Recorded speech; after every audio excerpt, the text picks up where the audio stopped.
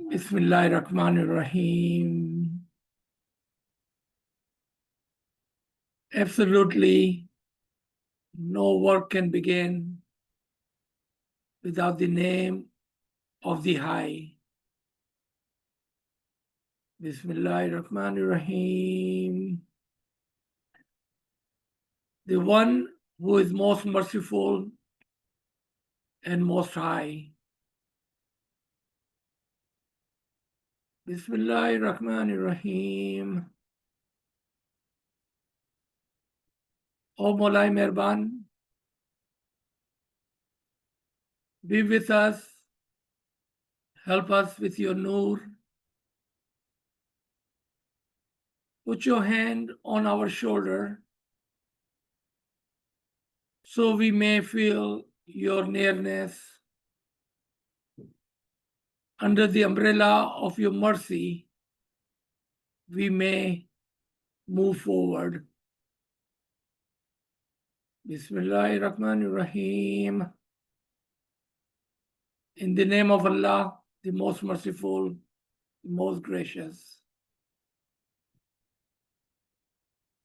Tawilat, or the understanding of such parables,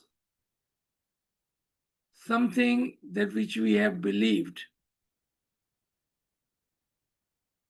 in our lifetime for 50, 60, 70 years, and as a humanity for thousands of years. How do we understand the batin of it? Ya Maulai Mehraban, Ya Maulai Mehraban, Ya Maulai Mehraban, Madad Farma, Madad Farma. Ya Maula Tawfiq, Tahid, Himmat wa Yari Maula. Ya Maulai Mehraban, Madad Farma, Madad Farma. Thank you everyone for joining us. And Ya Ali Madad. So we had raised 16 questions last week. Inshallah, we will unveil and we will try to understand. And of course, if there are more questions connected to these questions, then start to write down in your chat, or you can wait until the end and then start to write, because you may receive the answer of one question in the other question.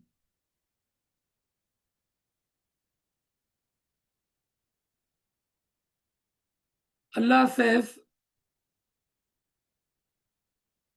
that there was nothing, so I wanted to create human Adam.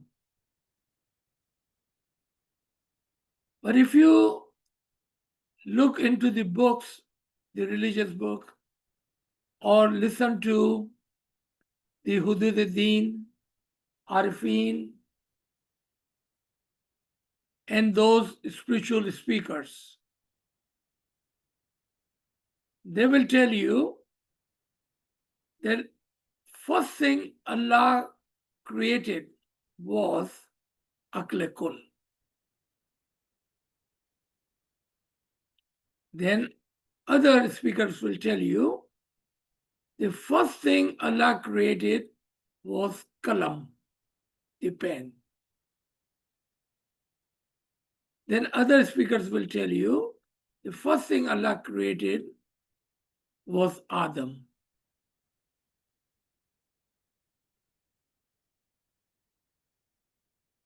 Did Allah create Aql Kul first, which is very common belief amongst the Hudud-e-Din scholars and speakers? That it was Aql Kul which was created, and then through the Aql Kul, Nafs Kul. But at the same time, most of them or all of them believe that Allah created pen, kalam. And then most of them or all of them believe Allah created Adam.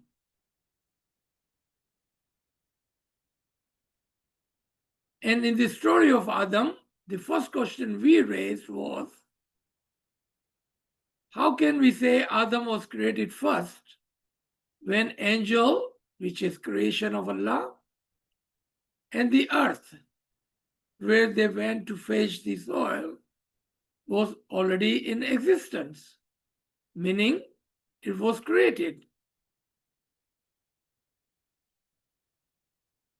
The answer to that would be multifold, easy to understand. Then aklekul equals to pen, kalam, equals to Adam. Adam is aklekul, and Adam is that kalam through which Allah writes. Alif, Lam, Mim. 3 huruf-e muqtasad.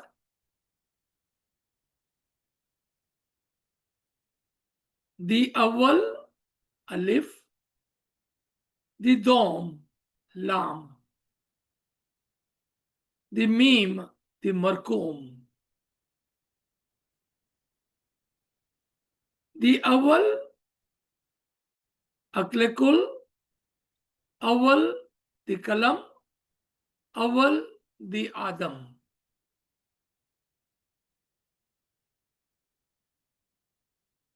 At the same time, dom. Nafsekul, dom, hawa, dom, hujjat.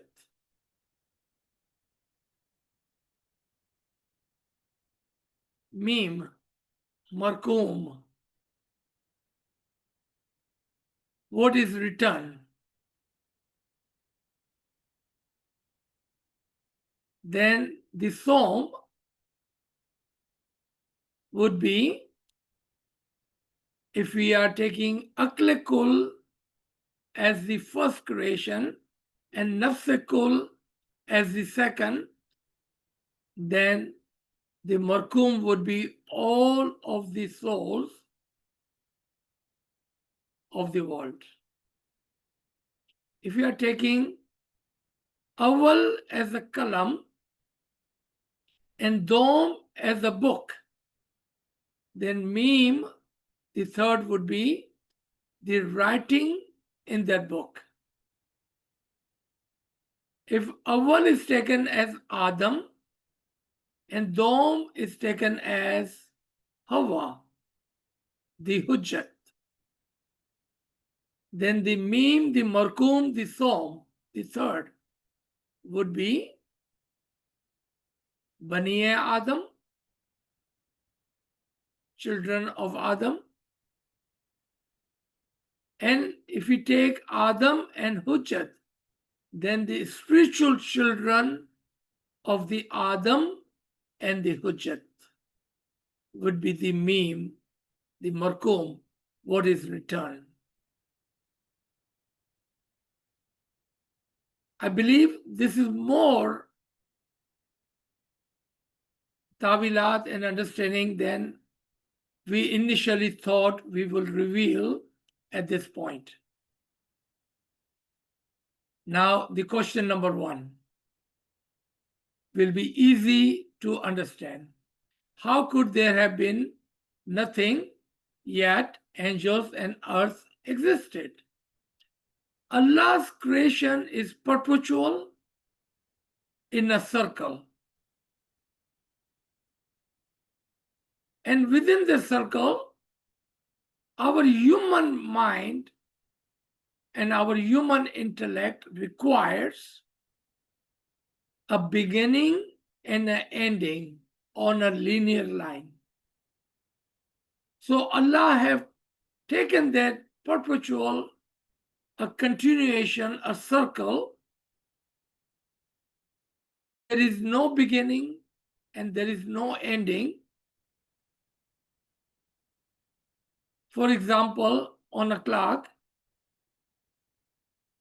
does 1 o'clock comes before 12 o'clock?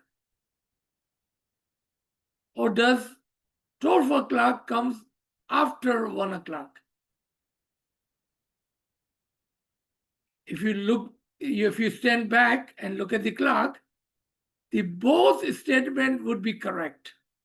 After 1 o'clock comes 2, 3, 4, and eventually 12 o'clock. After 1 o'clock, 12 o'clock comes. But then again, if you look at the clock, 1 o'clock comes after the 12 o'clock. Perpetual, a continuation in a circle. But on a linear line, 1 o'clock comes first, 2 o'clock comes after that, 3 o'clock comes after that, because it is on linear line. Then 12 o'clock will come at the end. Just like that, linear line for our human understanding, Allah says, I wanted to send a Khalifa, a vicegerent, Adam on the earth. But this was on a linear line. In the circle, there was Adam before him. And if there was Adam before him, angels were before him. And at the same time, the earth and other planets, many other planets, as many other Adams have come before him. And for that, our view and vision should be on a circular, not on a linear line, where there is Adam before Adam, and Adam before Adam, and Adam before Adam. Someone can say, was there ever a Adam-e-Awwal? Yes, here I will talk about it in a second, but in our future lectures, we will talk about Adam-e-Awwal as well. Yes, there was Adam-e-Awwal on a linear line on this earth, in a circular line, or in a circle, perpetual manner. Then the question would be Adam-e-Awwal of what planet? Because there were many Adam-e-Awwal, respectfully to their own Zameen, their own earth, their own planet. Second question. How could dirt have knowledge and speak when angels themselves did not know Allah's plan? In the Qur'an, there are symbolized words that symbolize the great meanings behind it. An example, heaven, example of higher rank. Earth, example of lower rank. Mountain, example of intellect. Water, example of knowledge. Pen, example of aklekul. Just like that, the dirt, matti, example of a mu'min. Zameen also have two examples, a lower rank and an inner personal world is also called Zameen. In the story of Adam, the dirt, meaning a moment, earth, meaning the personal world, and angels are our personal angel, and those angels around us. In example, the greatest of the angel, Imam Zaman. The chief of the angels, Imam Zaman. So there are angels around us, and then there is the chief of them, and that is Imam Zaman.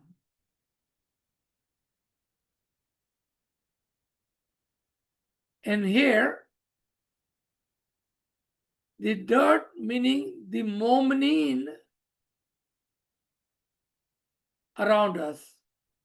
I'm going to give you an example, but I do not want you to get yourself locked into an example. Try to understand the meaning. Read in between the line. Understand the ishara.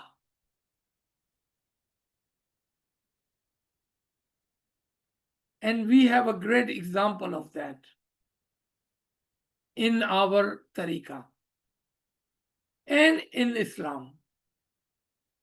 And I will give you both examples. Let's try to take the example of our Jamaat, within our Jamaat. Allah says, Imam says, I am going to appoint a mukhi in your Jamaat Khana. Angels, the Amaldar, runs to the Jamaat Khana and see who is qualified to be a mukhi. They pick 3 names and they approach those 3 individuals. Remember, this is just an example. Don't bog down in the example. Read in between the line. So they start to speak to these 3 individuals. If you have ever been a mukhi or kamriya, then you understand exactly what I'm telling you. When they approach you, your first answer is, I don't deserve that. Whomever you pick, I'll be okay with that. Understanding that there are other 2 beside yourself whose name will be given in the huzur of the Imam Zaman. I'll be happy with whatever name comes. I will support whomever is mukhi. And you say all of that. And then the time comes and one name is picked out of 3. Instantly, other 2. I knew it already. He know everybody in Tariqah board, everybody in council. Oh, he's rich. That's why his name was picked. You will do anything and everything to discredit that Mukhi Sahib.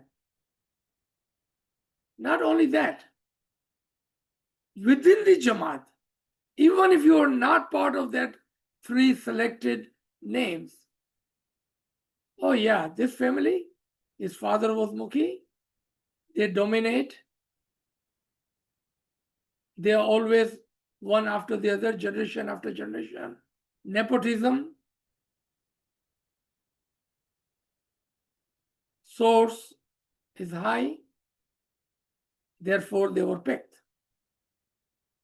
They don't deserve it. He doesn't know anything. All of those things that you would say, and I'm not talking about 100% present here. I'm talking about the conversation, the sound bite in the background. And you know what I'm telling you is 100% correct. The sound bite is there when a new mukhi is selected. Now imagine same for Adam. Adam, who was a Mu'min, when he was selected, the other Mu'minin around them, they were warning and crying and gossiping, and soundbite was, don't pick him. There will be a great discomfort in the Jamaat Khana. Now let me give you an example from the Islam, so you may understand even better than that. When Huzur Sallallahu Alaihi Wasallam chose by the command of Allah the Aliye Murtaza to be the commander of chief, the Khalifa and the Imam of the Muslimin. Do we remember the event of Ghadir Qum? All those who opposed Ali on the day of Ghadir Qum, they were standing there congratulating Ali for the position of Asas, Imam, and the Khalifa to guide the Muslimin of the time. But within the 3 weeks, or maybe within the days, within the hours after the event, when they reached Medina, the soundbite, the gossiping started, nepotism. He is the son-in-law of Muhammad. He is a cousin of Muhammad. Therefore, he was chosen. I deserve this position. I know more. He cannot handle the position. He is too young. And all of those soundbite. And they did not submit. They did not submit to the command of Allah, command of Rasul for the Ali. Let's connect this with Adam's story. When Allah commanded, I'm going to choose and send my wife amongst you. Remember, angels, an example of Jamaat, Iblis, in the example of angels, they were all present and nobody was objecting. Nobody was objecting. You know why they were not objecting? Because they thought that at the end of the day, maybe Allah will choose me to be the Khalifa on the earth. Because everyone, the Iblis, the angels, and the Mu'mineen, in the example of Adam, amongst them, Allah was to chose Adam. He was to select one out of the higher angels, lower angels, the Jamaat, and amongst the Mu'mineen. And Allah chose a Mu'min. That was the place where the objection started. So how could dust know more? They don't. They don't know. They cannot predict the future. But they know, learning from the history, doesn't matter who is selected, there will be a fight. And they know that. Look at the elections in the countries. Doesn't matter who is picked to be a president, there will be a fight. So we know and we have learned by the history. That's how they were saying, if you pick this Mukhi, there will be fight. If you pick this Mukhi, there will be fight. If you pick the third one, there will be fight. That's how they knew. And angels, meaning, how come the angels did not know? They also knew. But they were closer to Imam with the understanding, whatever Imam choose,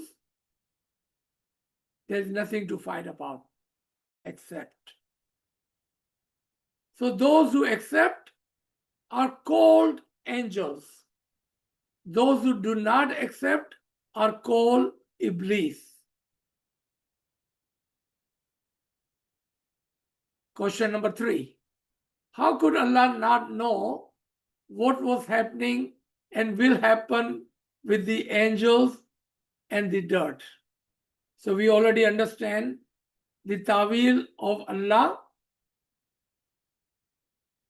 the Imam, Tawil of the angels, the higher Mu'mineen, and the Tawil of the dirt, the simple Mu'mineen.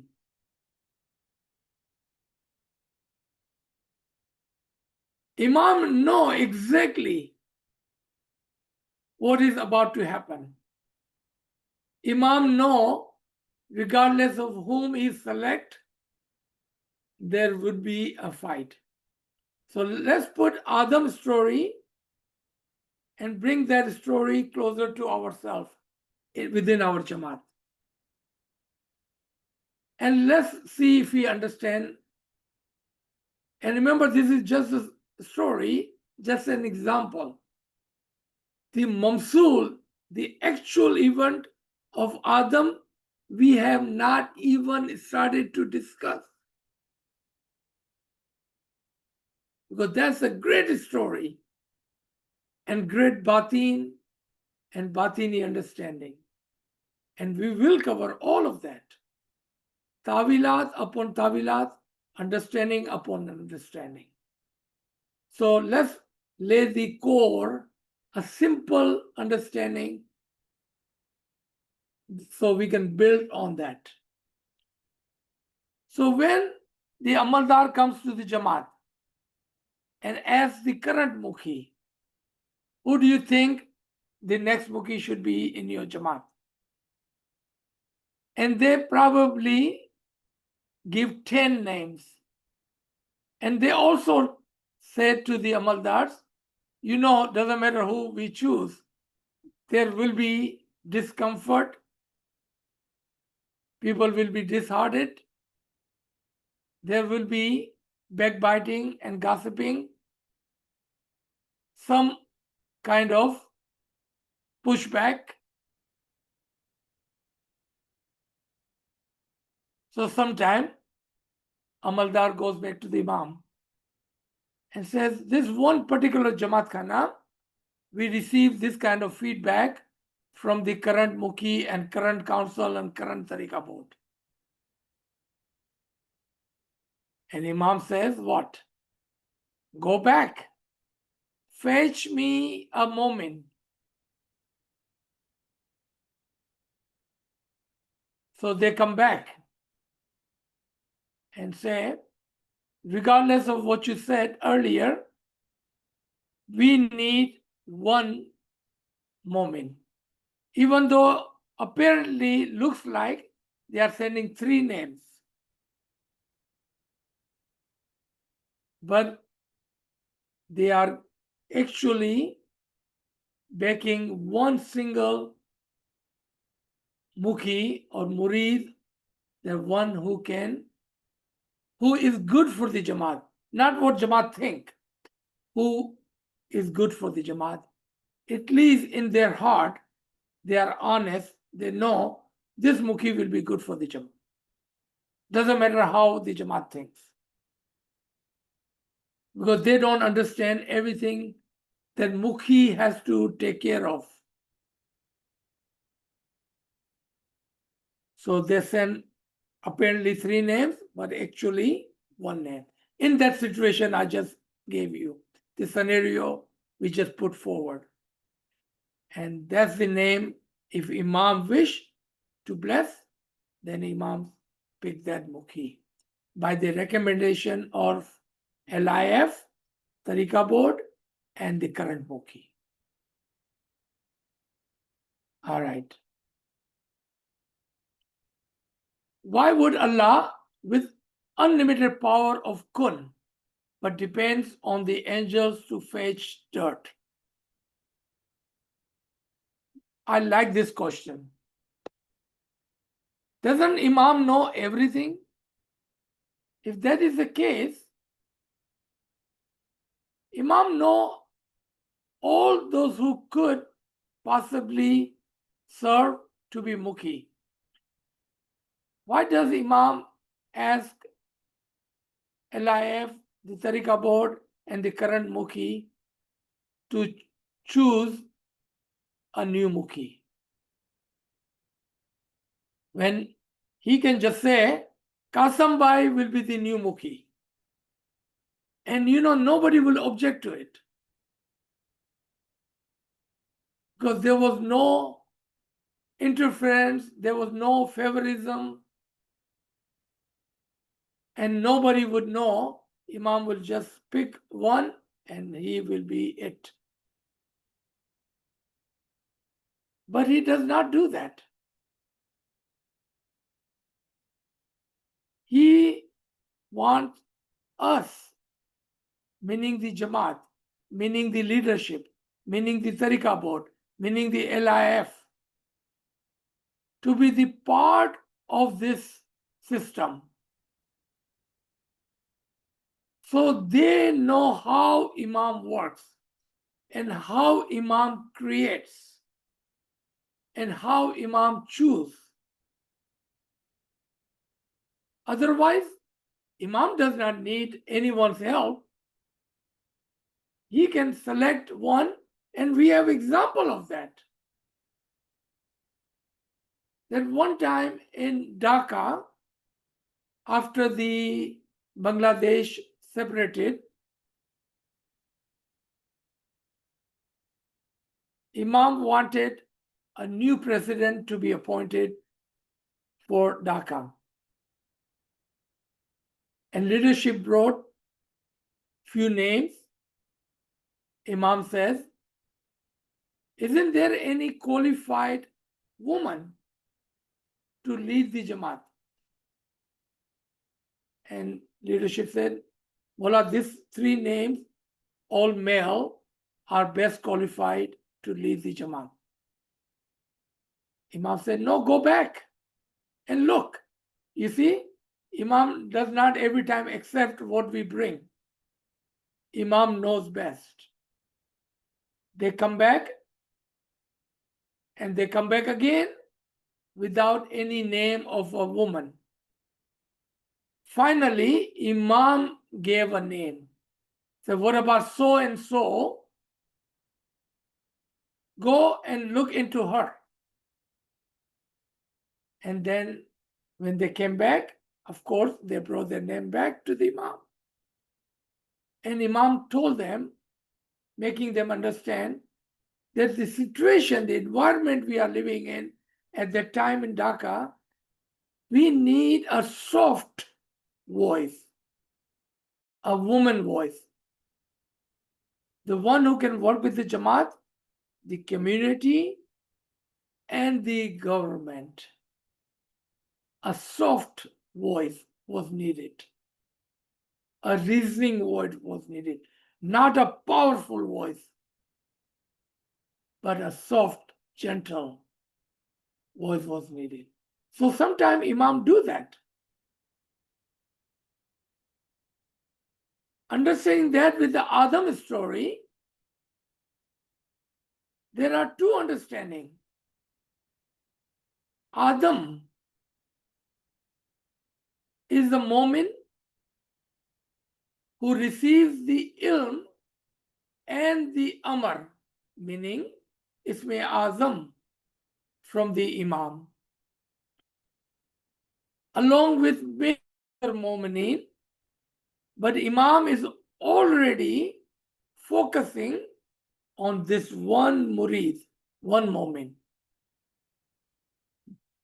And if the moment, and there is a if condition put on the moment, if he submits and obey the Imam's farman and does an honest ibadat, an honest obedience, then he becomes successful in his ibadat using the Isme Azam that Imam has given. And spiritually, he become alive.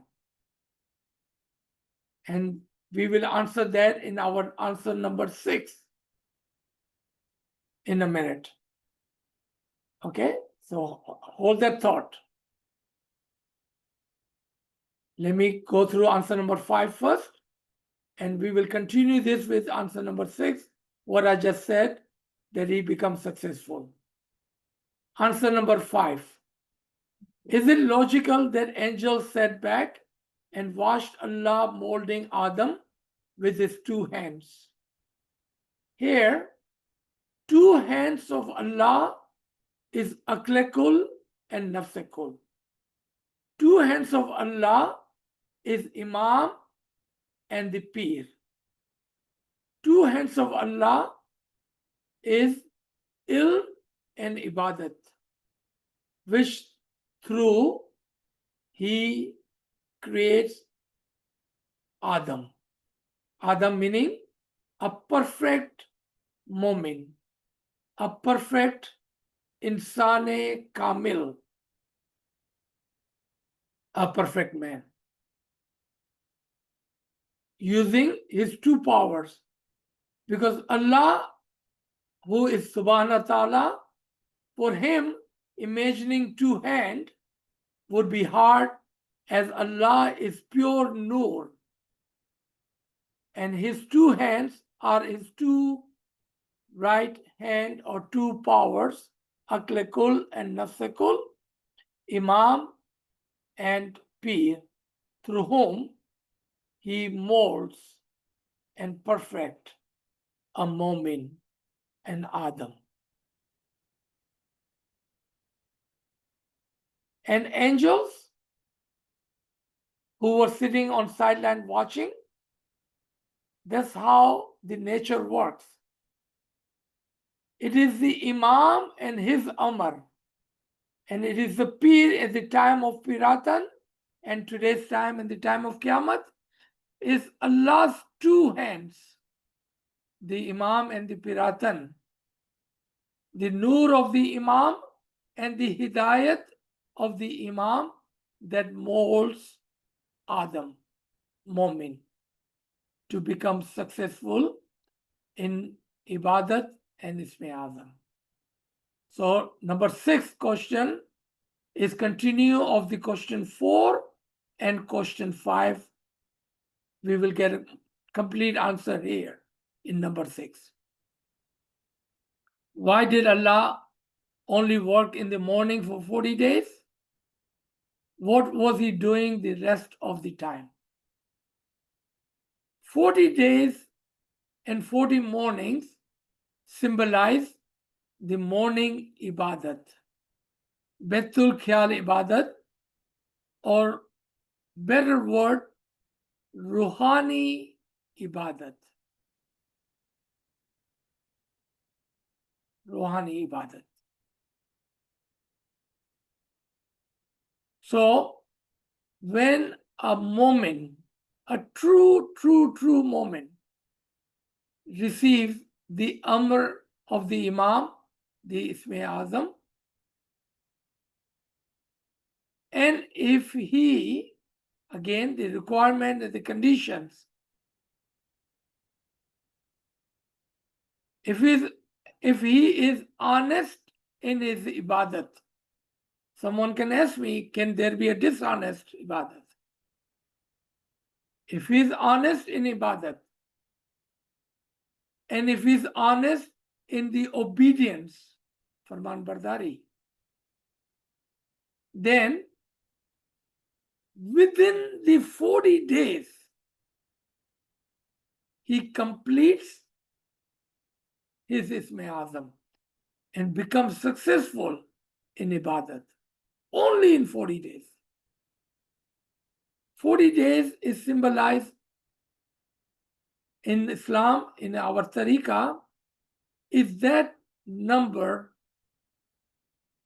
If a mu'min honestly does ibadat and honest ittihad, obedience, then it only takes 40 days of the morning ibadat, Ruhani ibadat, to become successful and receive his first initial nur.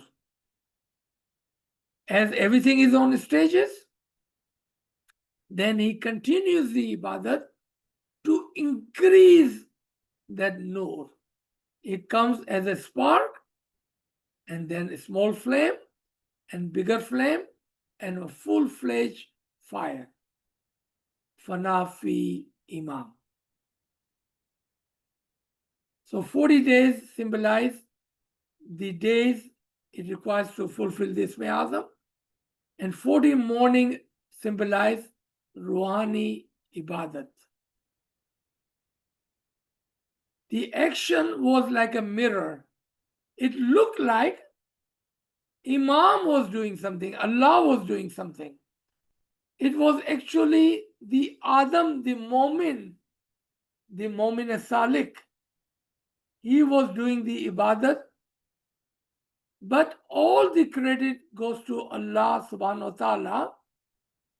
It is not Momin who perfects himself. It is Imam, it is Allah who perfects the Momin. The success does not belong to the Momin. Success is belong to Imam Zaman, Allah subhanahu wa ta'ala. It is not the Momin who claims or have any claim over the Nur, but it is Imam who bless the Momin for his honest ibadat and honest obedience, the light. Question number 7. Was Adam's creation a multi-step process? Molding, perfecting, making beautiful, and blowing soul. Yes, absolutely.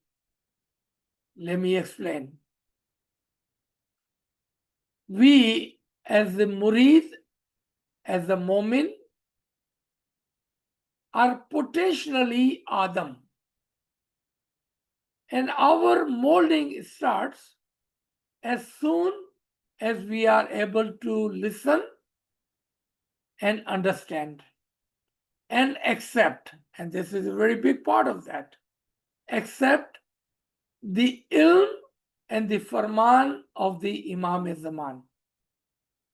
Meaning somewhere where we are teenagers, where we understand things, or just running into adult, 18, 19, 20.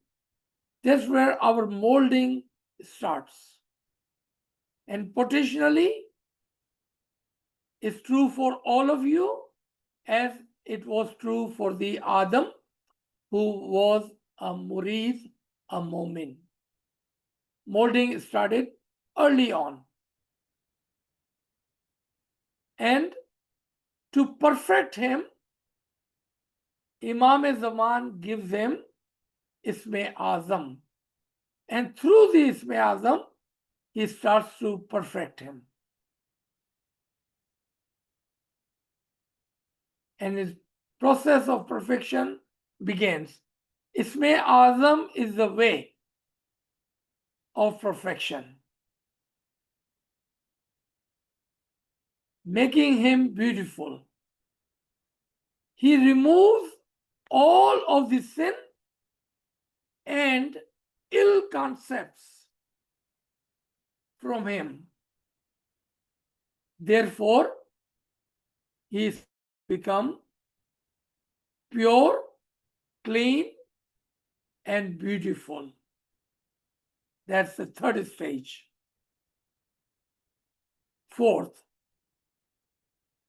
and at the end, whatever days it have taken, because we are Garib and Nachis, sometimes it takes us months and years, but whatever the time is, when we are successful, then last thing Imam does is blow his soul. Soul is a hidden word, underlined word for the nur into us. Just like he blew his nur into Adam. And therefore, once that nur comes into us, that is the true life. Now we are born. Actually, our birth does not start until that Ruh Qudus, the final soul, the Nur-e-Imam, the soul of the Imam, comes into the moment's heart. All this physical life is like dead living. Actual life starts when the soul, the Nur of the Imam, the final soul that is required for a human to truly, spiritually become alive. Question number 8. Why didn't Allah command angels to create Adam just as he commanded Noah to build the ark in front of his eyes? Another beautiful question, inshallah, easy to understand. If we say Allah is absolute Subhan Nur and Imam is the Hazrat Noah, the Kashti Nijat, the boat of salvation for today, then by the of Allah, Imam builds the boat of salvation. By the inspiration, by the tawfiq and the taheed of the Nur.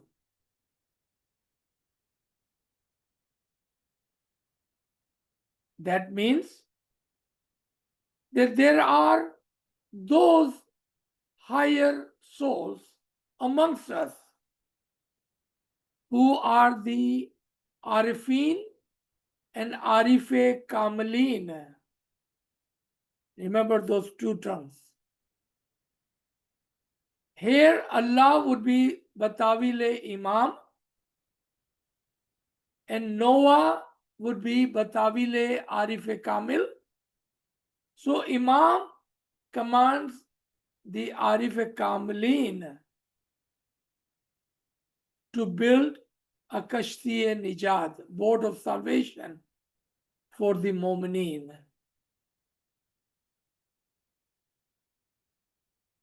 So you see, Allah created Adam, Noah, Ibrahim, Musa, Isa, and Hazrat Muhammad Mustafa sallallahu alaihi wasallam. And then they create opportunities by building boat of salvation by the command of Allah for the rest of the Mu'mineen.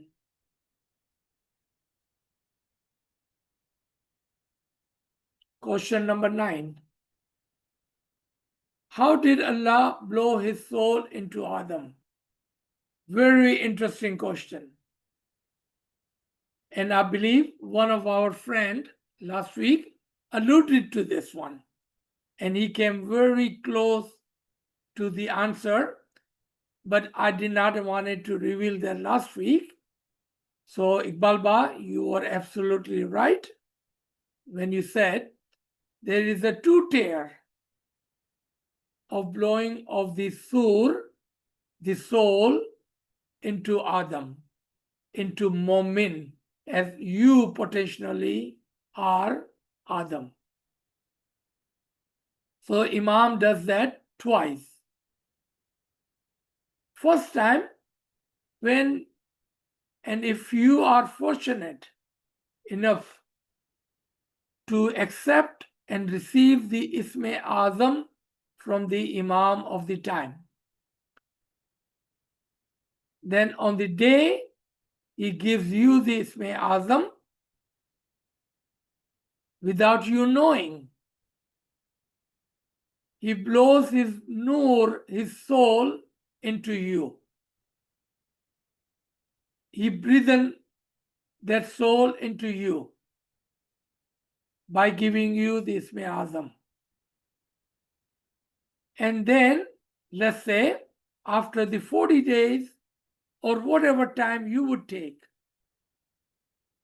of honest ibadat and honest obedience, he blows his nur into you once again by actualizing the nur, the spark which he has given to you initially, will appear in front of your batini eyes. And that would be him blowing the nur into you once again. In the Quran, you will find the sur, the trumpet will be blown twice. Same concept here. The soul of Allah is breathed into the Mu'mineen, Adam, twice, initially and then at the time of completion.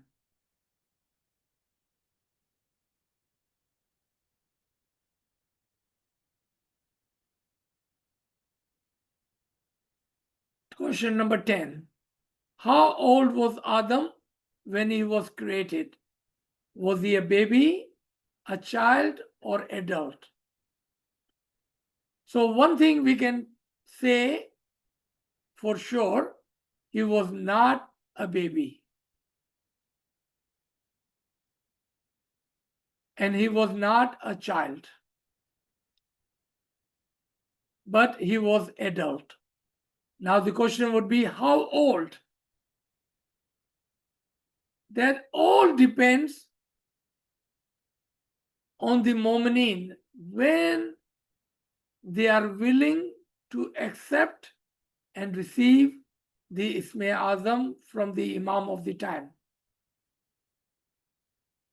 If you are following this Garib and Nachis, and especially the understanding on when to receive Isme Azam, then whenever you receive the Isme Azam and whenever you decided to do honest ibadat and honest obedience, and the day the blessing of Allah would come, you may be 20, you may be 30-year-old, you may be 40 years. The day that he will blow his nur into you, that's how old the Adam would be. If you look at a general understanding, a common belief that Huzur Sallallahu Alaihi Wasallam, he was 40-year-old where and when he received that nur. 40-year-old. But in the case of Hazrat Isa, he was very young. So we have examples there that one can be at whatever age when the blessing of Allah would come, that's how old they would be. By now, you already understand that these are not physical stories, but a spiritual understanding of a physical story. Question number 11. Where did the prostration scene take place, if not on earth or in the heaven? This prostration take place in the personal world of the Mu'min Salik, Arif, the Adam-e-Zaman. Earth here symbolize personal world, and heaven here symbolize the higher rank which he receives. He receives the prostration or submission on the earth in his personal world. In the heaven, he receives the kulli marifat, meaning he goes through two resurrection. One on the earth, personal world. Second, in the heaven of the personal world, the forehead, the place of Miraj. Question number 12. Was Allah asking angels to commit shirk by prostrating to Adam? Allah subhanahu wa ta'ala will never do that. As the Noor was in the Adam, it was submitting to the Noor which was required and demanded and commanded. Those who submit to Adam are the true mu'mineen, the angels. And those who refuse to accept and submit to Adam and the command of Allah are Iblis, the shayateen of the time. This also is not a one-time event, but a constant, perpetual event, meaning Adam after Adam, Imam after Imam. Those who submit to Adams and those who submit to Imams are called angels. And those who refuse to accept and submit the Adam or Imam are called Iblis.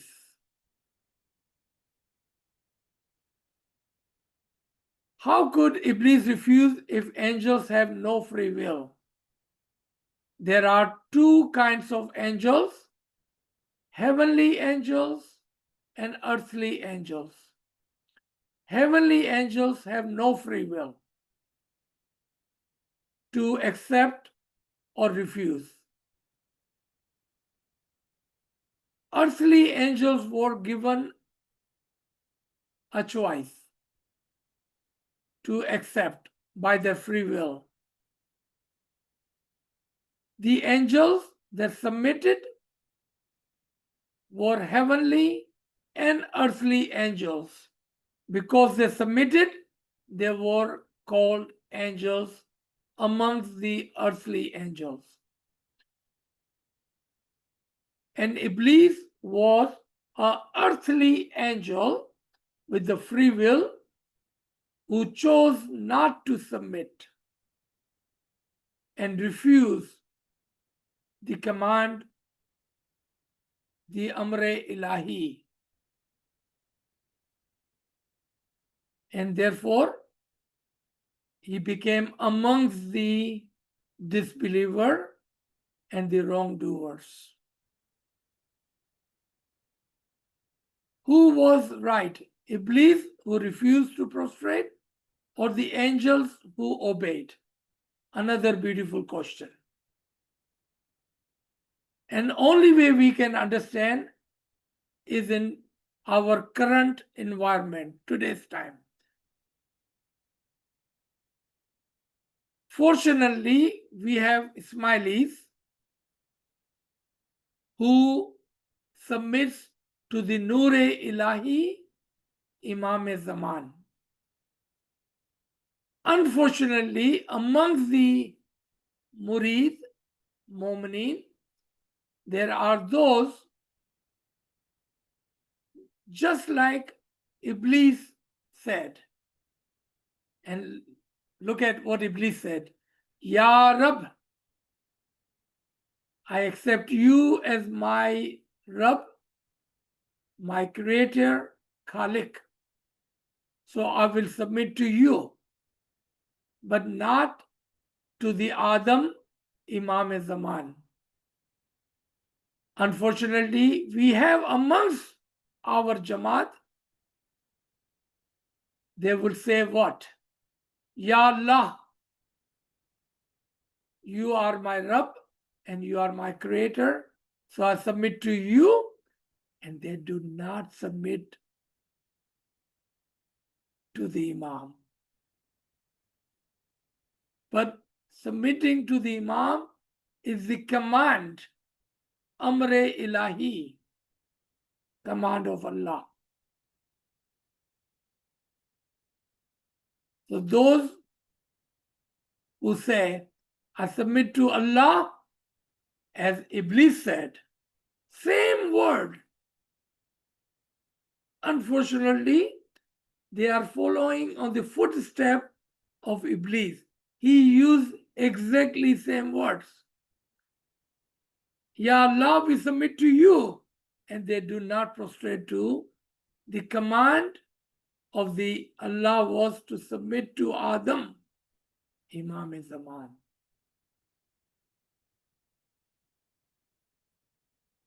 So you decide who was right. Iblis by refusing or angels by obeying? What do you think, my friends? What did Allah mean by Iblis being amongst disbeliever if nothing else existed? We already answered this multiple times. As Iblis and the Adam and the angels, they were all present at the same time, and there were many people amongst us. And there were wrongdoers and there were Mu'mineen.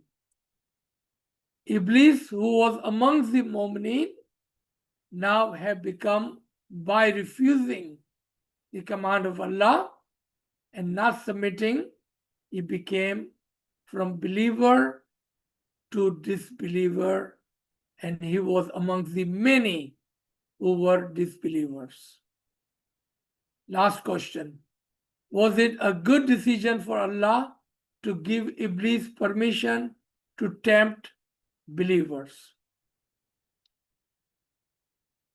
Let's say, and again, we only can understand from today's time in our environment.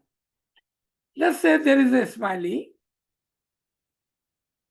who does not submit to Imam. Matter of fact, he does not even give the sawm, does not pray, does not do ibadat, does not obey the farman. Does Imam kicks him out of the Jamaat Khana? Out of the Ismaili Tariqa? How many people do you know, personally or otherwise, that they talk constantly against Imam, but they are Ismailis? And they go to your Jamaat Khana and they go to my Jamaat Khana. But they constantly are deviating you away from the Imam and the true path. They are the Iblis of our time. But the test is on us. Do we listen to the farman of the Imam, the command of Allah, or do we listen to Iblis? The test is upon us. I would say it is most important for a moment to know who are the Iblises, who is deviating them away from the tariqah and the Imam. Before you ask me this question, how would we know? Let me give you the answer.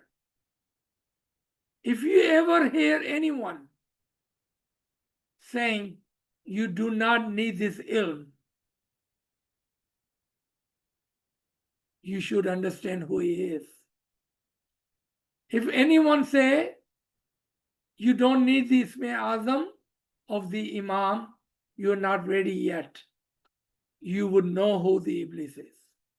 Just keep that in mind. And with that, I will stop here.